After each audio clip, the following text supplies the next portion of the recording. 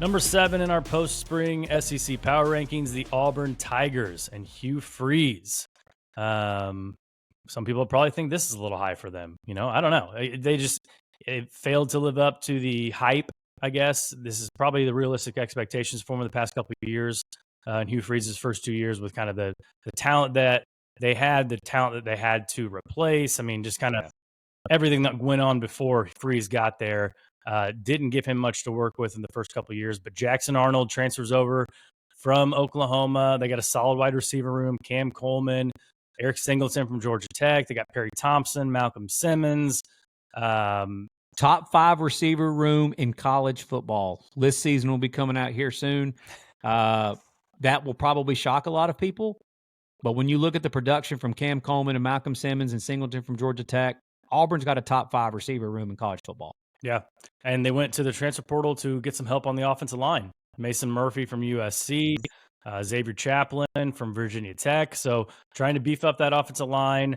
But I love this defense. I've seen a lot of early 2026 mock drafts have Keldrick Falk, defensive lineman for Auburn, anywhere from the top 5 to the top 10. They got linebacker DeMarcus Riddick, who was known mostly last year for running his mouth and talking a little before the Alabama game, but he was still productive for the year. Yeah. That's what he got most of the publicity from at the end of the year. Exactly. Champ Anthony in the secondary. So all 3 levels of the defense, they've got playmakers.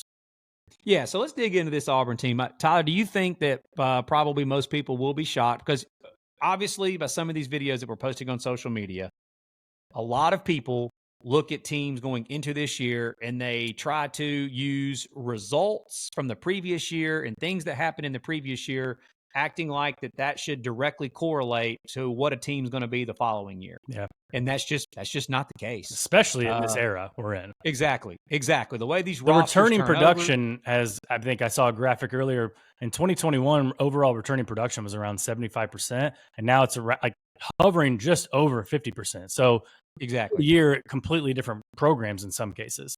Yep. So I think that most people will just look at Auburn's their record that they had last year, and that's it. The casual will look and say, oh, they went this record, whatever, and then so they can't be good this year. No way. They were one of the few teams in college football. I remember when this graphic got released, Tyler, at the end of the year. Auburn was one of the few teams in college football that was ranked top 30 in total offense and total defense last year at the end of the season. The other teams were teams like your Ohio States and Oregons and your Notre Dames and teams that were like Penn State's, teams that were sitting there in the Texas, that were in the Final Four and in the quarterfinals of the college football playoffs. And there's Auburn with a losing record. Why was that? They were 105th in the country last year in turnovers lost. They lost 22 turnovers last year. That is why. Yeah. That when you're top 30 offensively and defensively combined, that you end up with a losing record and not going to a bowl game. But dude, this 2 years in a row that Freeze has stacked top 7 recruiting classes. They went heavier in the transfer portal this past year. Again, not just the amount of players that they brought in, it's the quality of players that they brought in, like a Singleton from Georgia Tech at wide receiver. But he was the number 1 wide receiver in the transfer portal that ended up going to Auburn. So I just think, man, that this is the year that your boy down there, old brother Hugh, that win total needs to go up. They need to be a 8-4, 9-3 or better type team. And again, I know we're not power ranking teams based off schedules, but their schedule actually does set up pretty nice from an SEC standpoint this year. They have to play Alabama and Georgia, but they get them both in that snake pick there in Jordan-Hare. And then after that, I mean, really, the schedule in the SEC is very gettable for them. Obviously, they got a huge game right out of the gate at Baylor. I've already talked to a couple of Auburn friends of mine. They're almost acting like, we'll go Baylor, go beat Baylor. Dude, Baylor's a solid football team with a really good quarterback. Yeah.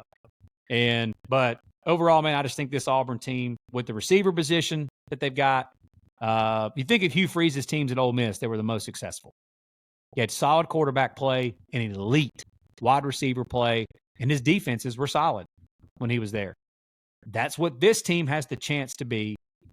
And just like a lot of these other teams, man, that's going to be breaking in a new quarterback for their team, it all is going to depend on, can Jackson Arnold just play solid? He's still got 5-star talent. He does, 100%. And Freeze, with the type of offense that he runs, that RPO system, it predicates on the running back, and like not the running, but the quarterback having, being able to move his feet, being able to make some plays with his legs. Arnold absolutely can do that. It's just they've got to cut down on the turnovers and can't have the backbreaking type plays that they had last year. That turnover margin differential can't be what it was last year. If Jackson Arnold can cut down on the turnovers and just be solid, this Auburn team has a chance to be like a 9-win football team this year.